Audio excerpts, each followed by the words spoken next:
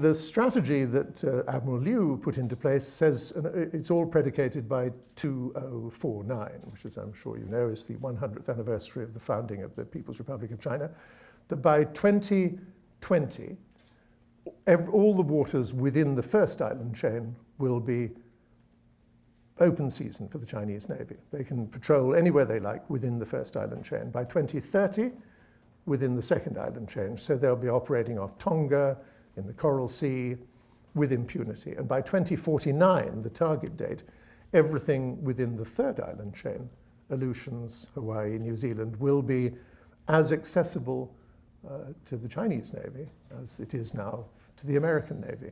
They will, in other words, symbolically be patrolling in their aircraft carriers off Pearl Harbor. And that gives the Americans the heebie-jeebies. I mean, they say, why should we allow this to happen?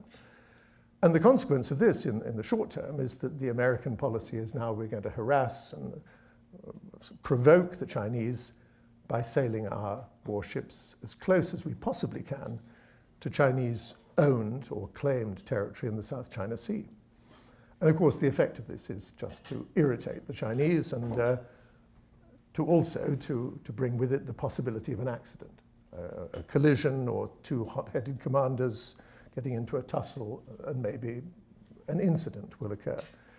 So it's very troublesome. But I think the ethical question about all this is, why complain?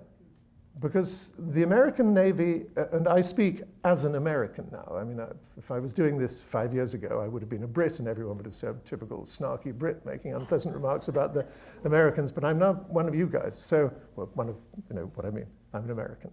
So I feel I'm in a better position to criticize. And I think, yes, the Americans say, we have regarded the Pacific Ocean essentially as an American lake ever since the end of the Second World War. We have vast amounts of territory, either held in trust or supervised by the Americans, or we have some kind of an arrangement. And of course, we have Hawaii in the center.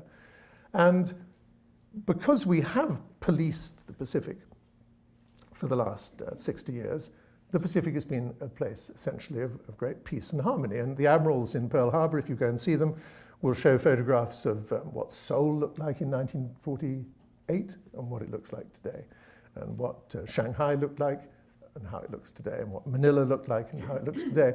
And of course, in the 1940s and 50s, they were places of ruin and poverty and general unpleasantness. And now, great towers, skyscrapers, subway systems, internet, all these good things.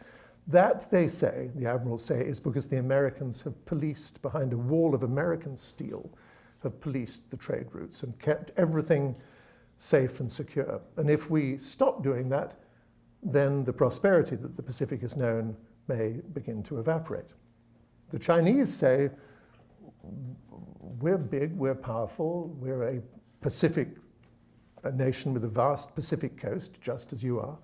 Why don't we have equivalence, parity? Why isn't our Navy allowed to patrol and be present in the Pacific just as you have been? We have no menacing plans. We, unlike you Americans, haven't traveled across the Pacific and colonized people. We haven't interfered in any serious way. We have a perfectly innocent purpose.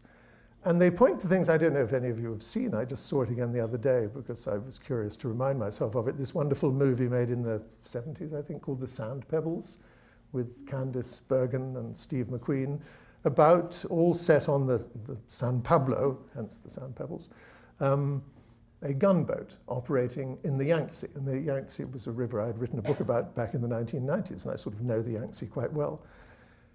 The Americans, the British, the French, the Italians were all sailing their boats up and down the Yangtze with perfect impunity and arguing the case of the doctrine of extraterritoriality. If an American or an Italian sailor got into a fight in a bar in China, he wouldn't be tried in a Chinese court. He'd be tried in an Italian or an American court. And the Chinese say, well, we were weak then, so you could do that sort of thing to us, but would you Americans stand for it if we, with impunity, ran a patrol boat up the Mississippi, and if one of our sailors got into a fight in Hannibal, Missouri, demand that he be tried not by a Missouri court, but by a Chinese court? So all we're asking for is the same, actually rather less than you. We're not asking to go up the Mississippi. We're simply saying we want equivalence in the Pacific. We are a nation that needs to be taken seriously now. We are big, we are powerful, we have one aircraft carrier, we've got 3 more on order being built in the shipyards in Manchuria. And when all that's finished, yes, we will feel perfectly to have a prescriptive right to operate in the Pacific just as you have. Only we'll be less damaging in the Pacific than you were, because you colonized, you ruined, you dropped nuclear weapons, you sent people, turfed them out of Bikini Island, you did all these dreadful things. We're not going to do any of these things. We just want what's fair. So that, to me, seems a reasonable, ethical question to pose. Do the Chinese have as much right as the Americans consider that they have had over the last 60 years? Is the Pacific an ocean over which one country has a monopoly, or should it be, it's big enough, after all, 64 million square miles, it's big enough to accommodate whoever wishes to operate in it, and we, the Chinese, think we can as well.